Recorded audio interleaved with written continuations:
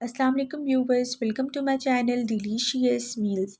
इस दुआ के साथ रेसिपी शुरू करती हूँ कि अल्लाह पाक आपके रिस्क में बरकतें दे, आमीन सुम्मा आमीन। तो आज मैं आप सबके लिए एक और बहुत ही ज़बरदस्त और टेस्टी केक की रेसिपी लेकर आई हूँ, जो कि फ़्रेश क्रीम पाइनएप्पल केक है। इस केक को भी आप उतना ही परफेक्ट बना पाएंगे जितना कि मैंने बनाया है, लेकिन उसके लिए आपको मेरी पूरी वीडियो एंड तक कीनली फॉलो करना पड़ेगी ताकि आपसे कोई भी टिप मिस ना हो। तो चलिए विदाउट टाइम वेस्ट किए स्टार्ट कर लेते हैं आज की अपनी ये ज़बरदस्त सी रेसिपी।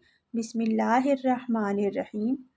केक का बैटर तैयार करने से पहले आपने दो मेजर काम कर लेने हैं। सबसे पहले आप अपना ओवन या फिर अगर आप पतीले में केक बना रहे हैं तो उसे आप प्रीहीट कर लें। मैं इस केक को ओटीजी में तैयार कर रही हूँ, तो ओटीजी को मैंने 180 डिग्रीज पर सेट करके तकरीबन 20 मिनट का टाइमर लगा दिया है ताकि ओटीजी अच्छे से प्रीहीट हो सके। नेक्स्ट स्टेप में हम केक मोल्ड या फिर केक टिन को तैयार कर लेंगे। तो यहाँ पे मैंने राउंड केक मोल्ड ले लिया है, जिसे अब मैं घी के साथ ही ग्रीस कर रही हूँ। तकरीबन 1 टीस्पून के बराबर घी शामिल कर लेने के बाद आप इसे उंगलियों की मदद से या फिर ब्रश की मदद से भी अच्छे से ग्रीस कर सकते हैं।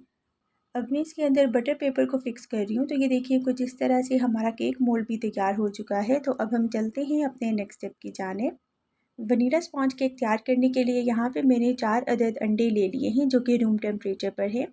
यहाँ पर मैं इलेक्ट्रिक बीटर का इस्तेमाल करते हुए अंडों को अच्छी तरह से बीट कर लूँगी ताकि ये लाइट एरी और फ्लफ़ी हो जाएं, और साथ साथ आप नोट करेंगे कि अंडों का कलर भी थोड़ा बहुत चेंज हो गया है। आप चाहें तो बीटर की जगह हैंड विस्कर का भी इस्तेमाल कर सकते हैं, लेकिन उससे आपकी एफर्ट कंपैरेटिवली बहुत ज़्यादा लगेगी। तो ये देखिए अंडे अच्छी तरह से बीट हो चुके हैं। तो अब इसके अंदर नेक्स्ट इंग्रेडिएंट ऐड करेंगे, जो कि शुगर है।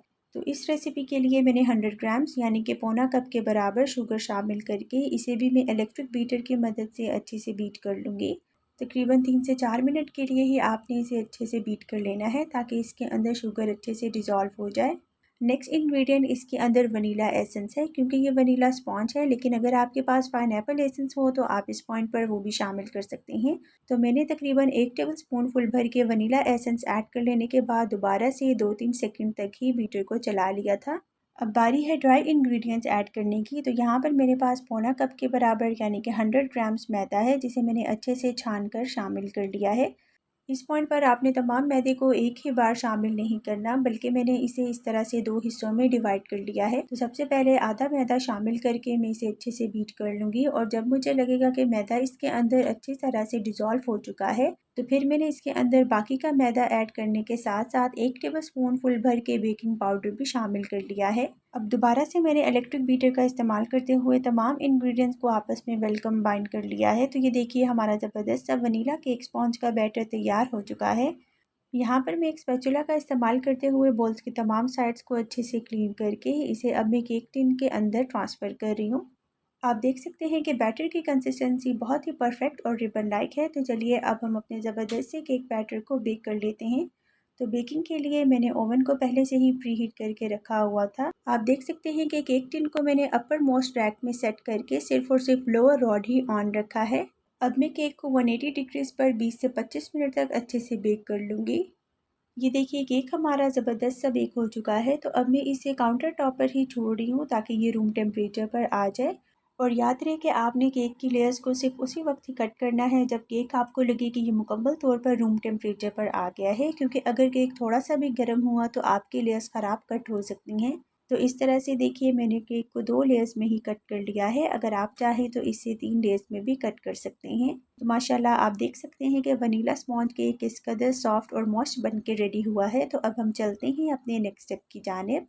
यहाँ पर मैंने एक सेपरेट ड्राई और क्लीन बॉल के अंदर 2 कप के बराबर व्हिपिंग क्रीम शामिल कर ली है। अब इलेक्ट्रिक बीटर की मदद से मैं इस क्रीम को तकरीबन 5 मिनट के लिए अच्छी तरह से बीट कर लूँगी ताकि इसकी स्टिफ पीक्स फॉर्म हो सकें। आप में से जितने भी व्यूवर्स मुझे पाकिस्तान से फ़ॉलो करते हैं उनके लिए मैं बताती चलूँ कि आपने हमेशा केक को फ्रॉस्ट करने के लिए या कपकेक्स बनाने के लिए विप वालों की व्हिपिंग क्रीम का ही इस्तेमाल करना है, क्योंकि चाहे जितनी भी गर्मी हो ये क्रीम कभी भी मेल्ट नहीं होती, और इस तरह से आपके केक का एंड रिज़ल्ट भी बहुत ही परफेक्ट आता है। व्हिपिंग क्रीम को व्हिप करने से पहले ज़रूरी है कि आप इसे फ्रीज़र में तकरीबन 15 से 20 मिनट के लिए रखकर इसे अच्छी तरह से चिल कर सकें। और दूसरा ये कि आप जो भी बॉल या जो भी इलेक्ट्रिक बीटर या हैंड विस्कर का इस्तेमाल कर रहे हों उसे भी आपने फ्रीज़र में रख देना है ताकि ये दोनों चीज़ें भी आपकी अच्छी तरह से चिल हो जाएं।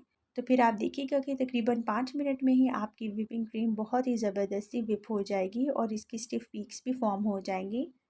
ये देखिए क्रीम हमारी अच्छे से विप हो चुकी है। तो अब मैं इस तरह से एक स्पैचुला की मदद से बोल की तमाम साइड्स को अच्छे से क्लीन कर लूँगी। यहाँ पर मेरे पास तकरीबन हाफ़ कप के बराबर पाइनएप्पल सिरप है, जिसे मैंने पाइनएप्पल कैन से ही निकाला है। अब केक की दोनों लेयर्स को मैं इस सिरप के साथ अच्छी तरह से मॉइस्ट कर लूँगी। केक की एक लेयर को मॉइस्ट करने के बाद अब मैं इसके ऊपर व्हिपिंग क्रीम अप्लाई कर रही हूँ, और आपको जितनी भी व्हिपिंग क्रीम पसंद हो आप इस पॉइंट पर केक के ऊपर लगा सकते हैं।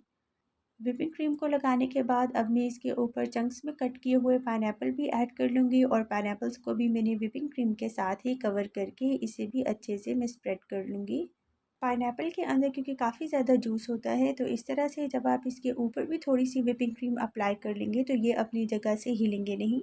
चलिए अब मैं इसके ऊपर थोड़ी सी वाइट चॉकलेट चिप्स शामिल कर लूँगी। अगर आपके पास वाइट चॉकलेट चिप्स हों तो आप इस पॉइंट पर वो भी शामिल कर सकते हैं। लेकिन अगर आपको पाइनएप्पल केक के अंदर चॉकलेट का फ्लेवर पसंद नहीं है तो आप इस इंग्रेडिएंट को स्किप भी कर सकते हैं। चलिए अब बहुत एहतियात के साथ मैं केक की दूसरी लेयर को इस तरह से उल्टा करके रख लूँगी।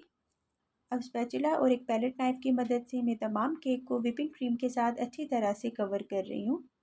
केक को फ्रॉस्ट करने के बाद मैं इस तरह से एक प्लेन स्क्रैपर की मदद से केक की तमाम साइड्स को अच्छी तरह से क्लीन कर लूँगी, ताकि इसमें से एक्सेस क्रीम निकल सके और हमारे पास स्मूथ एजेस फॉर्म हो। केक को फ्रॉस्ट करने के बाद मैंने इसे फ्रिज में सेट होने के लिए रख दिया था। तकरीबन आधे घंटे के लिए कम से कम आपने इसे फ्रिज में रख लेना है, ताकि इसके ऊपर जो भी हमने क्रीम वगैरह अप्लाई की है वो अच्छी तरह से सेट हो जाए। तकरीबन आधा घंटा गुजर चुका है, तो अब मैं केक की डेकोरेशन स्टार्ट कर रही हूँ। तो इस तरह से डिज़ाइनिंग वाला स्क्रैपर इस्तेमाल करते हुए मैंने केक के बॉर्डर्स पर डिज़ाइन बना लिया है, और बची हुई व्हिपिंग क्रीम को मैंने इस तरह से पाइपिंग बैग के अंदर फिल कर लिया है। अब पाइपिंग बैग के अंदर आप किसी भी शेप और डिज़ाइन की नोज़ल ऐड कर लेने के बाद केक के ऊपर अपनी क्रिएटिविटी कर सकते हैं। तो मैंने स्टार शेप नोज़ल का इस्तेमाल करते हुए व्हिपिंग क्रीम से छोटे छोटे से फ्लावर्स बना लिए हैं। अब मैं इनके ऊपर थोड़ी बहुत चॉकलेट शेप्स रख लूँगी, ताकि ये फ्लावर्स मज़ीद अट्रैक्टिव लगें। लेकिन अगर आपके पास चेरीज़ हों तो इस पॉइंट पर ये केक और भी ज़्यादा अट्रैक्टिव लगेगा। चलिए अब मैं आखिर में इन फ्लावर्स के साथ साथ पाइनएप्पल का एक चंक भी रख रही हूँ, और इस तरह से मैंने केक की लुक को कंप्लीट कर लिया है। माशाल्लाह ये केक काफ़ी सिंपल और एलिगेंट लग रहा है, और यकीन करें ये खाने में भी उतना ही टेस्टी और सुपर सॉफ्ट और मॉइस्ट बन के रेडी हुआ था। अब आप भी मेरी इस रेसिपी को एक बार ज़रूर अपने घर में बनाकर इंजॉय करें, और कमेंट सेक्शन में भी मुझे आप अपना फीडबैक लाजमी दिया करें। उससे मुझे बहुत ज़्यादा मोटिवेशन मिलती है, और साथ ही साथ मेरे चैनल को भी ज़रूर सब्सक्राइब कर लें। मिलती हूँ अगली वीडियो में एक न्यू और इजी रेसिपी के साथ। तब तक फ़ी अमानिल्लाह।